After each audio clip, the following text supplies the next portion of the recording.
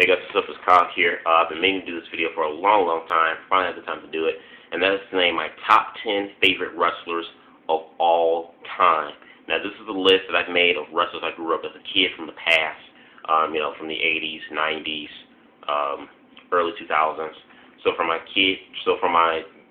childhood to my teenage years, this is the top 10 list of my favorite wrestlers of all time.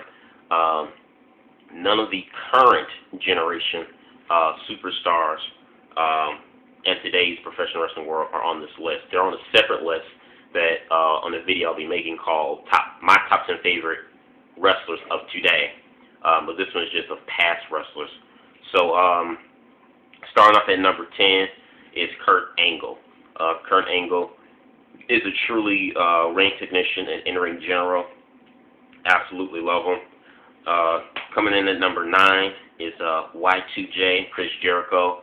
Chris Jericho, another phenomenal wrestler, a guy who, pretty much, like Shawn Michaels in a way, he defied the odds, what people thought he wouldn't accomplish because of his small stature and smaller size. He defied the odds and became, a world champion.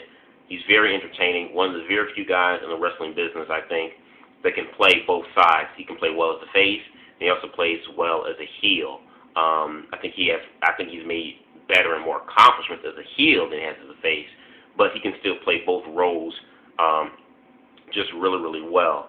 And another thing I always like about Chris Jericho's not he's not really greedy for the spotlight like a lot of other big superstars are. Once they reach that pedestal and they climb the top of that mountain, he doesn't mind putting younger talent over. He doesn't mind putting people over.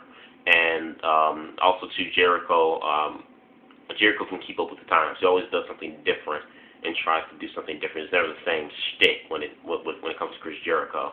So that's another thing I like about him too. He always can keep up with the next generation, keep up with the times. Number 8 on my list is favorite wrestler of all time, Hunter Hearst Helmsley, Triple H. I like Triple H. He's the cerebral assassin, the King of Kings. Like I said, business-wise, I hate how he is business-wise. How he squashes new developing talent. But when Triple H was in the prime of his career, he was the best heel in WWE. No doubt about that, hands down. Was he like the number 1 heel? So Triple H is at number 8. Number 7, the best there is, the best there was, the best there ever will be, Bret the Hitman Hart. Bret Hart absolutely loved his in-ring work as a child. Compared to other wrestlers, I grew up as a small child, like 5, 6, 7, 8. I never really studied someone's in-ring work like I have with Bret the Hitman Hart. Even though at that time I thought, wrestling was real until I turned the age of 10, and it's like, okay, it's not real, it's scripted. But even when I thought it was real, I still didn't pay much attention to every detail in terms of in-ring work like I had with any other wrestler during that time other than Bret Hart. I mean, just the moves that he would, reversals and everything, you would have to rewind it back and pause it and put it in slow-mo in order to see it. So Bret Hart is number 7. Number 6 on my list is the dead man himself, The Undertaker. The Phenom. Undertaker has, in my opinion, has one of the greatest gimmicks of all time. Reason why is because for as old as he is and for as long as he's been in the business, his character has truly standed the test of time, and people still love him now. Even small kids love him now in 2012 as someone, my age who grew up looking at The Undertaker as a kid growing up back in the 90s and early 2000s. Not only is his character I consider the greatest of all time because it's just timeless and it stands the test of time, but also his in-ring work. For a man his size, 7'1", 2", there's no other wrestler I've seen since or to come after Undertaker to move the way Undertaker does. Undertaker, in my opinion, is the best big man in professional wrestling history. He's like number 1. And when I say big man, I'm not talking about big and husky like a Big Show or a Kevin Steen, not like that. I mean big in terms of like, a big tall man. Kevin Nash couldn't move the way he did. Psycho C couldn't move the way he did. So Undertaker, along with his character, A phenomenal wrestler as well for a man his height and his stature, which is a very rare combination, and which makes Undertaker one of a kind. So Undertaker's number 6. Number 5 is the man himself, Brock Lesnar. Here comes the pain. Brock Lesnar is not he's not a really good talker on the mic, in my opinion. But what he lacks for it was in ring with mic skills, which was what Paul Heyman was for. The guy's a bad son of a gun with his in ring work. One of the few big men who I think that can actually wrestle. He can be just as powerful as a Triple H, or he could be just as technical as a Kurt Angle. Something, once again, a combination of things you don't really find all within one man of his size. So Brock Lesnar truly brought the pain, extremely aggressive, and I still consider him, no matter how many superstars WWE gives like a quick push, in the stratosphere to the top, nothing to me would be a really good push for a rookie than the push that they gave Brock Lesnar. And then another wrestler was on this list I'll mention too, who I think had a phenomenal push, like right out the box as soon as he came out on the scene. So Brock Lesnar's number 5. Number 4 is the icon Sting. Sting is another character I would say his caricature has also stood the test of time. Regardless, Sting is 52 years old, and he should hang up his boots now, and he's like multiple champions in TNA. And he's won world titles in WWE too, but in TNA, it's like they just give him the belt. But yet and still, he's also another character that's really truly to test the sands of time, because his character is still, people still like it. Even though he has more of the Joker gimmick, which I think a lot of people don't like, people still like Sting. There's no question about that. I wish he would just drop the whole Joker thing and go back to the Crow gimmick if he's still going to be active for a few more years.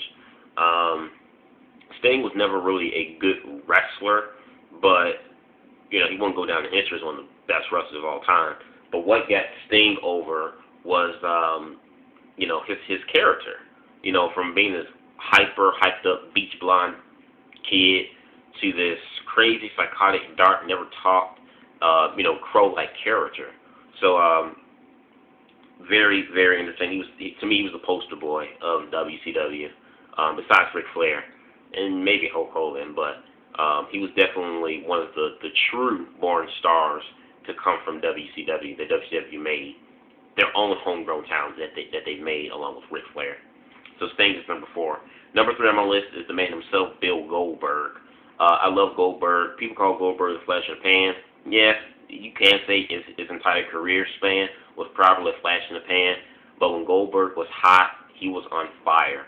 I have not seen any wrestler bring the type of power and intense charisma, not charisma, but type intense charisma and power that Goldberg brings. I still have not seen that to this day. The only person I think that can come close to that is a Brock Lesnar. But yet and still, his whole gimmick at the right time, it was perfect. He never spoke. He came out, whooped people, left the ring, never said anything, and all he said was, "Who's next?" And you just knew whoever was next was dead. That gimmick was hot when it was. It was original. It was something different. It was fresh. Goldberg, to me, I liked a lot. He was my guy in WCW. I liked Sting a lot, but Goldberg was that was the man for me in WCW. So Bill Goldberg is number 3. Number 2 on the list, is my favorite wrestler of all time, is The Rock. The Rock is what you call the total package. He has the look, he has the charisma, he has the mic skills, he has the in-ring work. Very, very, very rare. He has the total package. Extremely rare to have that. The Rock is one of my favorites of all times, not only because of his, all those things I mentioned, but also because Rock is half African American, and yes, he is half Samoan, but yet and still, he's a brother. He's a black guy. No matter what he's mixed with, we're going to still consider him to be a black guy. So to see a professional wrestler that has my ethnicity, who has my same ethnicity, maybe not 100%, but even 50%, to see him be as popular as he's been, as successful in the wrestling business, made me extremely proud. And great to see because there's not many African Americans in the professional wrestling realm who have become really, successful. And once again, I know Rock is half Samoan, but he's also half African American as well. So The Rock is one of the greats of all time. Crapped my pants like a little girl when he came back for WrestleMania last year, and crapped him again when he beat John Cena, but I didn't expect it. So Rock is number 2. Number 1 on my list is everybody's favorite. He should be on everybody's number 1 favorite list, and that's the Texas Rattlesnake, Stone Cold Steve Austin. Stone Cold Steve Austin was something different. He was fresh. He was just different. I mean, everything that wrestling was before Austin got his big break, Austin was the complete opposite. He was a rebel. He spoke his mind. He was a true, legitimate bad A. Him, along with the NWO, which was a hot thing, he made it cool to be the bad guy. He made you want to be the bad guy. He made you want to be Stone Cold. He made you want to just walk up to somebody, curse him out, and just get away with it. Stone Cold was a bad mama jamma, and just the playing field that they gave Austin during that time, the stars were just like in line. It was just perfect, from his feud with McMahon to the different matches and stuff that they would place Austin in. Austin, to me, I think, had the best run as a top guy, a babyface in the history of the WWE. Because, I mean, just the storylines and everything, and people, and how the stories that they had going on involving Austin and people they had working with Austin, it just made wrestling in general just so good, and it just, intensified, his character more. Just made his character phenomenal. So Stone Cold Steve Austin is number 1. He is the guy that changed the Monday Night Wars in Vince McMahon's favor. Like Vince McMahon said on one of the DVDs, that so much success should fall on Austin's shoulders, because he solely took the WWE by the throat and said, "Let's go." And even Jim Ross himself said that Austin made more money for the company in 1 year, more than it would take any other superstar to make within 2 to 3 years for the company. So definitely Stone Cold is the man. He's not only one of the greatest, he is the greatest of all time.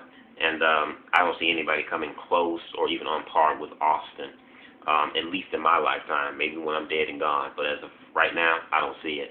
So this is my top 10 list of my favorite wrestlers of all time that will never be, current stars today will never be able to replace these guys that I grew up as a child loving and adoring in professional wrestling. Let me know what you guys think about my list. What's your top favorite 10 of all time? Not today's talent, but of all time.